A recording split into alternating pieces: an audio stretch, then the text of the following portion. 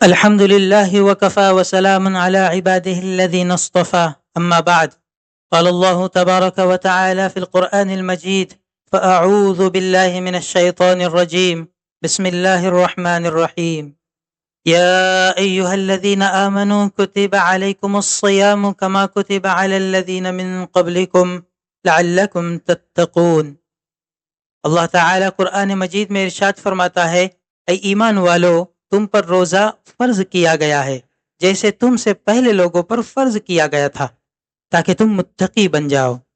اس آیت میں روزے کے جس مقصد کو واضح کر دیا گیا ہے وہ ہے تقوی، یعنی دل میں اللہ کا خوف پیدا ہو، انسان گناہوں سے بچے اور زندگی اللہ کی رضا کے مطابق گزرے۔ روزہ صرف بھوک اور پیاس کا نام نہیں، بلکہ یہ ایک تربیتی عمل ہے جو انسان کے ظاہر اور باطن دونوں کو سنوارتا ہے۔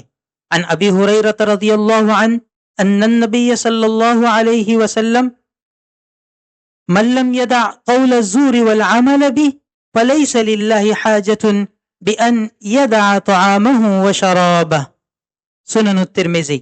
صحابی رسول حضرت ابو ہریرہ رضی اللہ عنہ روایت کرتے ہیں کہ نبی کریم صلی اللہ علیہ وسلم نے فرمایا: جو شخص جھوٹی بات اور اس پر عمل کرنا نہ چھوڑے تو اللہ کو اس کے کھانا پینا چھوڑ دینے کی کوئی حاجت نہیں۔ یہ حدیث روزے کی روح کو مزید واضح کرتی ہے۔ اگر کوئی شخص روزہ رکھ کر بھی جھوٹ بولتا ہے، غیبت کرے، دھوکہ دے، ظلم کرے یا بد زبانی کرے تو اس کا روزہ اپنی اصل تاثیر کھو دیتا ہے۔ اللہ تعالیٰ کو ہماری بھوک کی ضرورت نہیں، وہ ہمارے کردار کی اصلاح چاہتا ہے۔ گویا آیت ہمیں روزے کا مقصد بتاتی ہے، یعنی تقوی، اور حدیث ہمیں اس مقصد تک پہنچنے کا طریقہ سکھاتی ہے، یعنی گناہوں کو چھوڑنا۔ اگر روزہ ہمیں سچائی، امانت داری، صبر اور نرمی نہ سکھائے تو ہمیں اپنے روزے کا جائزہ لینا چاہیے۔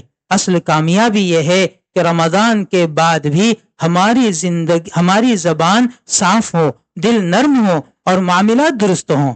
خلاصہ کلام یہ ہے کہ روزہ صرف پیٹ کا نہیں، زبان کا بھی ہے۔ روزہ صرف جسم کا نہیں، دل کا بھی ہے۔ اور روزہ صرف ایک مہینے کی عبادت نہ رہے بلکہ پوری زندگی کی اصلاح کا ذریعہ بن جائے۔ اللہ تعالی ہمیں ایسا روزہ نصیب فرمائے جو ہمیں حقیقی تقوی عطا کرے۔ آمین یا رب العالمین۔